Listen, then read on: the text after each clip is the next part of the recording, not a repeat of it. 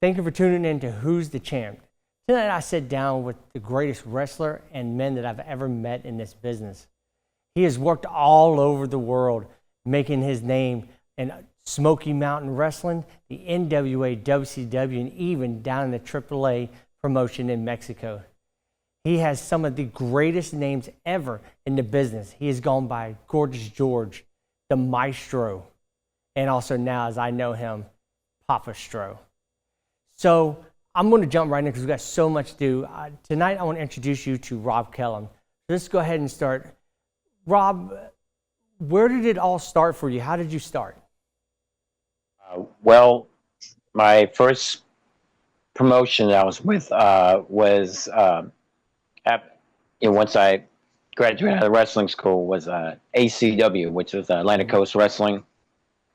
And my first match was in Kannapolis, North Carolina, against the champion at the time, LA Stevens. Mm-hmm. And it was very nerve-wracking, to say the least. My first match, but I was in there with a great pro. He got me through it, and it paved the way for later on, which I ended up becoming the youngest ACW champion in their history of their company. So yeah, it was a great way to break the ice, especially having your first match against the champ with promotion at the time. So and LA Stevens, great pro and all that. So that was my first promotion and wrestler who I had my first match with, the ACW and LA Stevens. Wow. We've known each other in this business for so long. We shared locker rooms and everything. And one of the things we talked about was your training. You trained with the Anderson brothers and Ivan Koloff. Talk to me a little bit about that. Yeah. And like on one side of other side of Charlotte towards Mooresville, Nelson Royal and Gene Anderson had their wrestling school, right? It was at Nelson's Ranch there in Mooresville, right? And on the other side of Charlotte was Ivan Koloff's school, Indian Trail, right? Indian Trail, North Carolina. So it's like, I had the best of both worlds to train from. Oh yeah, you got them both. It was really, really cool. Met Kent Shamrock was in my class. Really? And he was being trained at the time by Todd Champion, Curtis Thompson, and quite a few others. And but I don't know if you remember Vladimir Koloff. He was being trained at the time at Ivan School, and Rick Savage, who's a relative of the Barbarian at the time, and it was it was a great learning experience, and a lot of the veterans, a lot of Mid-Atlantic veterans would come in from time to time, and spend time and you'd be on the learning tree, they would give advice and learn from them, like Johnny Weaver, some or less, and had Don Cornwell and a few others, and but it's cool, it was really, really cool to be around that a bed of talent to learn from, and at the time also, not only was ACW, the promotion I mentioned earlier was around, but South Atlantic Pro Wrestling was also a promotion around that area, and which had in turn had guys like Ricky Steamboat. Wow. And some great talents on hand as well. Vince Torelli, who was Ken Shamrock's name at the time, and it was great. Matter of fact, Steamboat had a place there in Lake Norman, near Mooresville. So I would see him at on the restaurants every now and then, and it was really, really cool. And staying in Charlotte, they had the nightclub. Some of the guys would go out there, hang out sometimes at Plum Crazy and off Trovola Drive there, and you could see some of the guys hanging out there. sometimes as well. So I mean, I was really blessed to be in that area and to learn from some of the greats. Man, you talk about plum crazy. I absolutely. We used to have one here in Charleston. Now it's a rebuilt church, which is kind of strange to me. But if people looked at your career and everything, they would see that you started off in Smoky Mountain Wrestling. Let's go ahead and let's talk about Smoky Mountain Wrestling. You went by the name Robbie Eagle. You used to have all these medals and everything on. Tell me how the name, or tell me your experience with the name Robbie Eagle. Well, it's great you mentioned that because, like, when I started pro wrestling, I was also collegiate wrestling at the time, and I was kind of keeping the two separate, and it was really hard to gain weight doing both because anybody that's trained in amateur style wrestling knows that you do cardio constantly, and that along with the pro wrestling training, it was just I couldn't gain a pound to save my life. So until once I got in the full swing with the pro wrestling aspect of it. So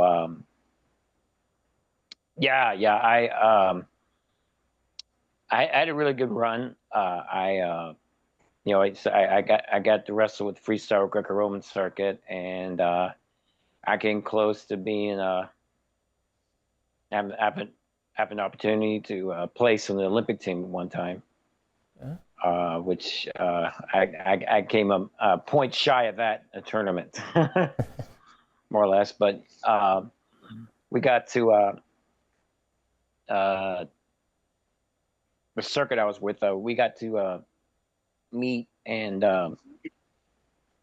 wrestle with teams from overseas as well. So that was a big thrill. And when I got into Smoky Mountain Wrestling, you mentioned earlier, word had gotten around my background, and it just so happened they were decided to don the name Robbie Eagle on me and make it more of a lot based on my shoot wrestling background and so forth. And what you saw in Smoky Mountain Wrestling was my legit Letterman's jacket with all the medals I won and everything. So, Wow. I mean, no pun intended, it was pretty much a shoot deal. And they donned the name on me, Robbie Eagle, and it just kind of stuck with me from there. Well, we can't talk about Smoky Mountain Wrestling without mentioning someone who we lost a few years ago. Well, wow, it is almost 15 years ago. You had the chance of wrestling No Gimmicks Needed, Chris Candido. What was it like being in the ring with Chris Candido? He was a natural in the ring. Chris was amazing. And, he can do anything in the ring. He was such a talent. And what was so cool about Chris, him and I were about the same age at the time, and we were just two young kids wanting to make it big in the wrestling business. And it was a pleasure sharing the ring with him and just vibing off of each other at the time and watching us grow with because we were part of that younger generation at the time, up and coming stars. And it was us, Chris and I. It was Bobby Blaze. It was young Chris Jericho, Lance Storm, Taz. Oh, wow. Was a part at one time. Night Stalker. Brian Clark. Well, Brian Clark, right? Adam Bomb. Adam Bomb, yeah. And young Unabomber, who became Kane. Yeah, Glenn Jacobs, yeah. And Al Snow. I mean, gosh, the names. This list just goes on and on. It was Smoky Mountain Wrestling was a perfect liaison between WWE and WCW at the time, and we had a mixture of young stars and great veterans. I've like some of the names you mentioned: Dirty White Boy, Tony Anthony, Tracy Smothers, Rock and Roll Express, the Tennessee Stud Stable, Robert Fuller, Jimmy Golden, Bobby Eaton, Tom Pritchard, Stan Lane, and Jimmy Del Rey, Kevin Sullivan, Wow. Primetime Brian Lee, Paul Orndorff, Ronnie Garvin. Who's who? I mean, the list just goes on. Some of the greats that in the Armstrong family. Oh my gosh, it was a great way to get my feet wet as far as being in a major territory and doing business and learning and being on the learning tree to what lied ahead later on in my career. So yeah, I was very blessed and fortunate to be a part of that and have guys like that advocate for me in the process. And with Stan Lane, he put me on to training with the UWFI promotion we had talked about on that interview with WCW Retro podcast, where at UWFI was competitors of pride fighting in Japan at the time with the pancreation style and MMA style. So I got to learn that style and got to had honor and privilege to spar with Dan Severn and just see guys like Gary Albright and Takada and Vader have their shoot fights as well. And back then, when the MMA and pancreation styles wrestling and fighting were competed in a wrestling ring. This is before the Octagon, UFC, what you see today and everything. So they would have events once in a blue moon, more or less. But it was a great learning experience. I learned so much, and good knowledge to have.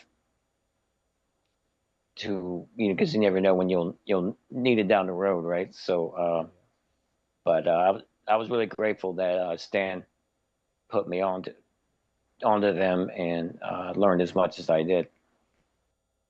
Oh man, there's a lot of names in there that I absolutely love. Hearing Bobby Eaton, Stan Lane. We were talking about Glenn Jacobs. We were talking about Brian Clark, Brian Lee. There's so many great names have come through there. But Rob, I want you to stay with me. We're going to take a quick break real quick. And when we get back, we're going to sit down. We're going to talk about some of your other names, like Gorgeous George III. We're going to talk about maybe a little bit of your time in the NWA. So, folks, please stay with us. You are watching Who is the Champ?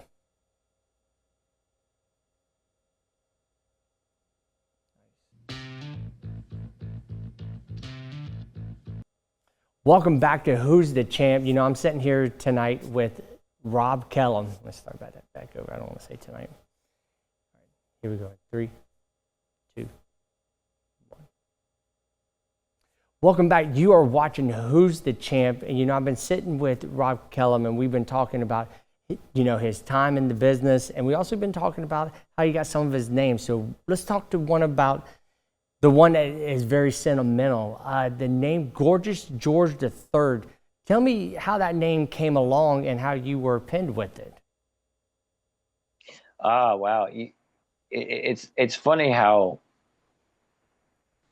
fate and destiny plays in your life and where God directs you, right? Because I've always had this deep passion for wrestling. I was in theater. I played football. I did many things. But wrestling was always my passion in life. And once I got in pro wrestling and, my love for it just grew and grew. And later on in my career, matter of fact, it was like during my first matches with WCW at the time, I was approached by William Regal, who was a good friend of mine in business, and Dusty Rhodes, and they were comparing my style to that of the original Gorgeous George, and it just from there, it just snowballed, and to the fact where one day I just asked my grandfather, I was like, Grandpa, I have all these people comparing my style and my look to Gorgeous George. What's going on here, right? And he steps back and he looks at me and he says, you didn't know? And I look back at Grandpa and says, you know what? And he proceeds to spark me up and tells me that Gorgeous George was my granduncle, and they were like amateur boxing buddies back in the day before he broke into wrestling. So that was my inspiration to don the name Gorgeous George III out of honor, respect for him. And Dusty wanted to bring me in actually at the time, and Regal was advocating for me as well as Gorgeous George III to start a feud with Johnny B. Bad at the time in WCW, which I was pretty amped for that. I was really, excited about that opportunity, but some reason it just never transpired. So I went. Larry Booker, who was a Moondog Spot, advocated for me to Bill Dundee, who was also friends with Regal, as well as Jarrett and Lawler, for me to come into USWA Memphis as Gorgeous George III, which I really got to get an opportunity to display my craft there as Gorgeous George III, and what a great run that was for me there, USWA. I learned so much from some of the great veterans there, Lawler, and being in the Mid South Coliseum in a match with Jerry Lawler is so surreal. You certain places you go, you just have to pinch yourself because you think of I'm a big history buff as it is, so look at the Mid South Coliseum and you realize, the who's who has been here at one time or another. This is where Andy Kaufman feud started. This is where like Randy Savage, Hulk Hogan, Terry Funk. So some of the all-time greats have come through here at one time or another. And, I had an opportunity to wrestle with Lawler, Dundee, and become a free British type trio with Tommy Wildfire Rich and Doug Gilbert. And we had an awesome feud with PG-13, which we ended up main eventing in Mid-South Coliseum, which was rare for that to happen because, usually the main event nods usually end up guys like Lawler and Dundee and all that. So that was a big honor bestowed upon us. Well, and this for me to be involved, part of what it was in the great wrestlers that I was with was just amazing. And was so cool at the time in Memphis, WWE talent were coming in and out. So, I mean, I'd see The Undertaker. I would tag with King Mabel, Viscera. I would see Bob Backlund. And all these, I would tag with Scott Hall, Razor Ramon, and since some of the great talent in WWE would come, have come down to, Memphis, the Memphis area, and Sid Vicious, and it was great. Great learning experience. I mean, we would travel 5 days a week, 5 states rather, 5 states a week. And no matter where we were at in the country, we would always have to be down for Memphis TV, Channel 5 studio that Saturday. And we would always be dragging that Saturday morning, but it was really cool. And some of the young guys like myself that was with Memphis at the time, a young Scotty Riggs, young Chris Canyon, Kidman, and all that, just to see them eventually later on go to WCW full time years later, it was just so surreal how, the journey of how fate and destiny, how God directs your path. And yeah, but Memphis, I really learned a lot.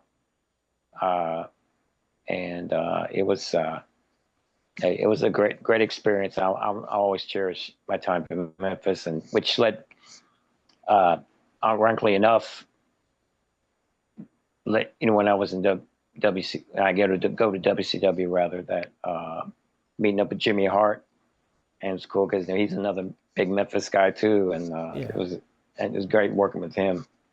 So, but yeah, going back to Memphis, it was really a great run, and a run I always cherish. Well, one of the things that you did with the Gorgeous George the third character is that you were able to travel of not the debunked, but like the new edition of the National Wrestling Alliance, the NWA. And as our wrestling fans who are watching look at Monday Night Raw right now, they see Adam Pearce as a authority figure. Well, you had a very particular feud with Adam Pearce for the NWA Championship. Talk about your experience with Adam Pearce. Well, prior to that, my history at NWA, because was way back, I mentioned being around the old school NWA Mid-Atlantic area. Also, I had opportunity to be a part of the attempted resurgence of NWA in Texas at the time. Tully Blanchard was a part of it, the Patriot, and a few other guys were part of it. Crockett was trying to do a resurgence to NWA in Texas, but it, for some reason, it didn't pan out at the time.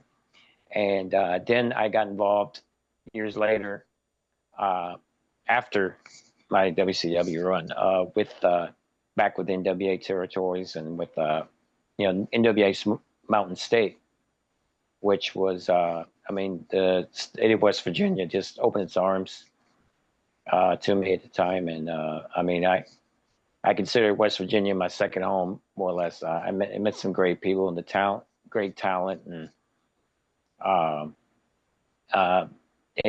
and the attention that we got at NWA Mountain State, went to the higher ups with the NWA, and to which finally they negotiated opportunity for myself. I was NWA Mountain State champion at the time to wrestle Adam Pearce for the NWA World Heavyweight Championship, and the magic that we had, the chemistry we had in the ring together was just on a whole new level. Adam Pearce is such a class act, and it was such an honor to be in the ring with him, and it was such a great representative of the NWA. A great memory it was, because I remember seeing that feud, watching it, going back even to the promo that you did up and down the aisle, Daddy, just going back and forth. It was absolutely great to see. As a fan and as being a friend, it was so great because you were just so phenomenal, and it's something that today's talent would definitely need. One of the things that's on the spectrum right now is the WWE has signed a deal with AAA down in Mexico. You actually had the opportunity to wrestle in AAA for their big event called Triple Mania. Was it a 6-man, 10-man tag? I can't remember. Can you tell me about it? I want to say 6-8-man tag main event. Actually, it was Triple Mania in 1997. Wow. Okay. Yeah. And they, man, it was like, man, the arena was just jam packed that night in New Mexico. And I was I got to share in the ring with Jake the Snake Roberts, who was my tag partner at the time. And, we got to share the ring with the legendary Perro Aguayo, Octagon, Cibernetico. And some of the great luchadors on hand that night was just tremendous. Latin Lover was there, and it was really, really cool. Matter of fact, my manager, I had a manager that night. He also managed some of the mini wrestlers, like the mini Mankind, mini Vader, Goldust, right? And and he when he came out to the ring with me, he had the Elton John look, right? Because I was doing the whole Gorgeous George thing at the time, and Jake and I, our ring entrance musics were just 2 songs from The Wall from Pink Floyd, right? Jake came out to Comfortably Numb, and I came out to Dirty Woman. That fits him. By Pink Floyd. But it was just amazing being there and learning their style and how to mesh your style with their style. And I learned a lot. And seeing some of those guys later on, when I start WCW full time, it was like a big reunion, more or less, and I was like, going back to talking about destiny and fate, learning the luchador style and all that, it really prepared me greatly for being in WCW later on, especially during the big boom of the Monday Night Wars. And you had some of the best from different parts of the world: Mexico, Japan, Europe, Canada, etc. So, yeah, one thing leads to another, man. Everything's connected. Yeah, it has. It just comes full circle. Rob, I want you to stay with us. We're going to take one more commercial break, and we come back. We're going to tie everything up, and we'll come back in just a second. You're watching Who's the Champ right here on WCBD Plus app.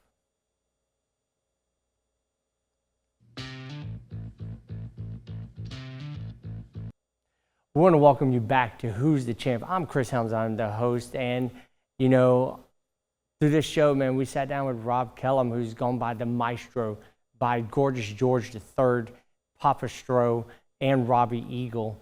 Rob, thanks for joining me today. But if anyone could get a hold of you or see what you're doing right now, where can they find you? Well, you can catch WCW Retro every Thursday night at 7:30 p.m. Eastern Standard Time on vocnation.com.